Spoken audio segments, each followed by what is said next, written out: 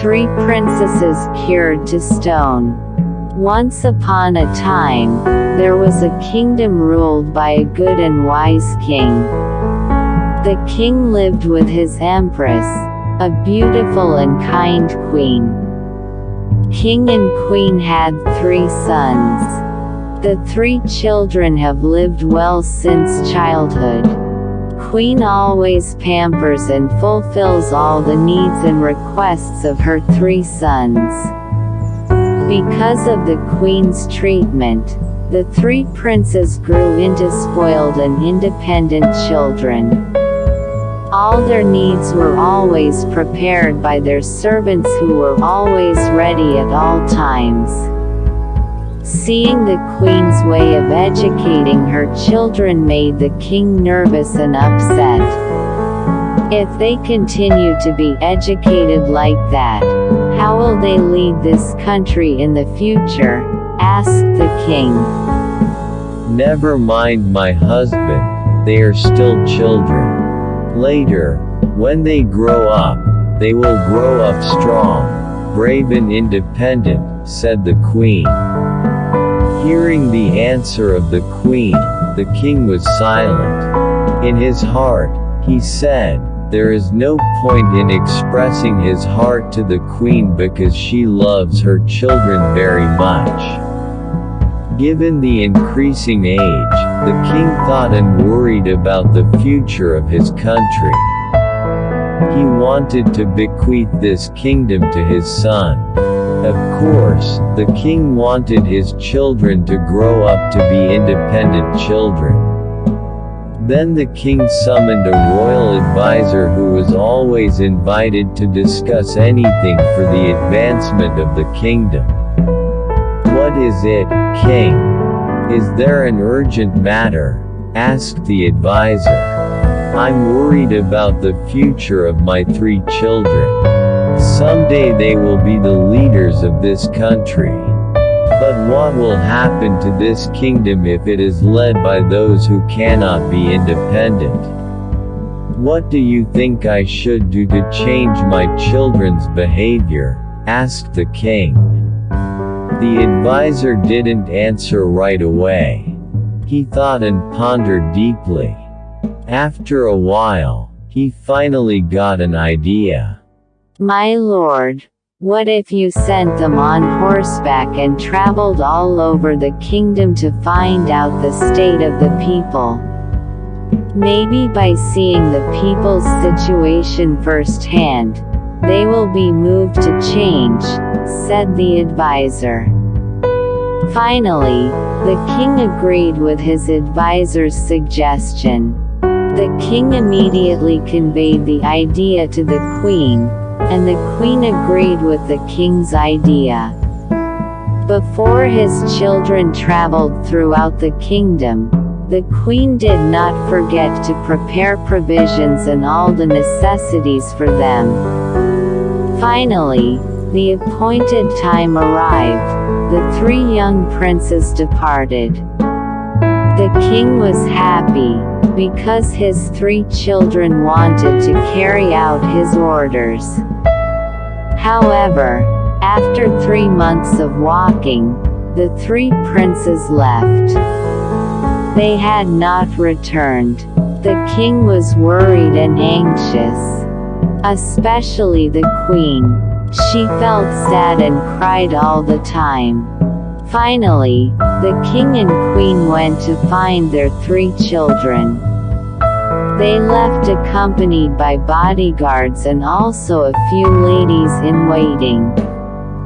After traveling all day, they had yet to meet the 3 princes. Feeling tired, they rested. The guards were busy setting up tents, while the ladies in waiting prepared food for the king and queen. Soon it will be night. We'd better rest here. We will continue our journey tomorrow, said the king. It was getting late, but the queen and king remained restless and could not close their eyes.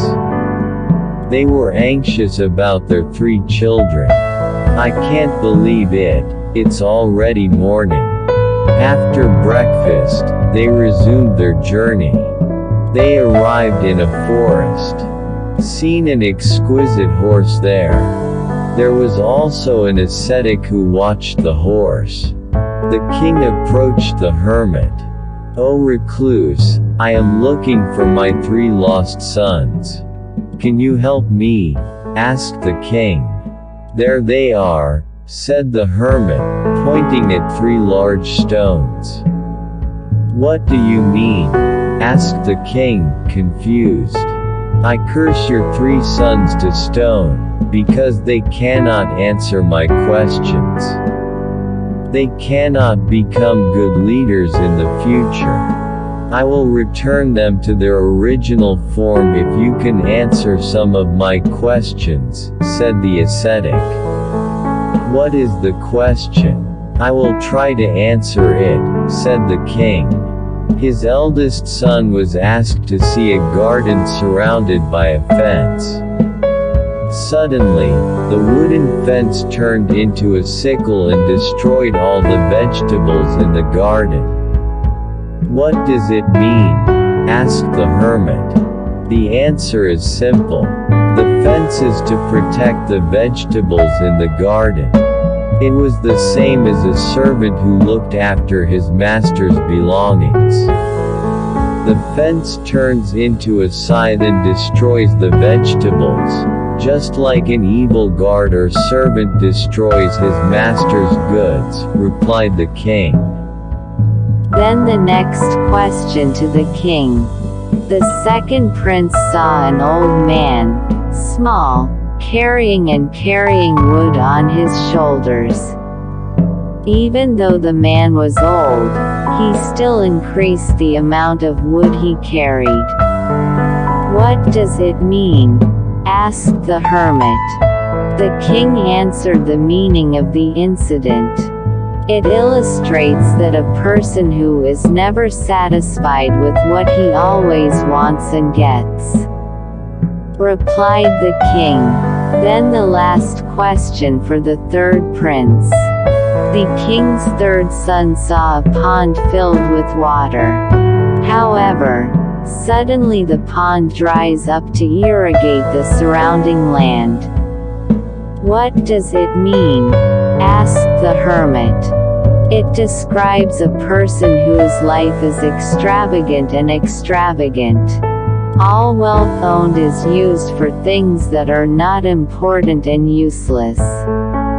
In the end, that person's treasure was gone, nothing left," replied the king. After the king answered all the questions, the 3 princes were returned to their original form. Finally, they all returned to the palace. The hermit was also invited to join the king. Thanks to the upbringing of the hermit, the 3 princes grew up to be very independent and wise princes, who later in life they could become good leaders and one of them could replace the king's position. From this story, the moral message got is, even though we are well off and have everything, we should be independent children and not dependent on others. Do everything yourself if you can do it.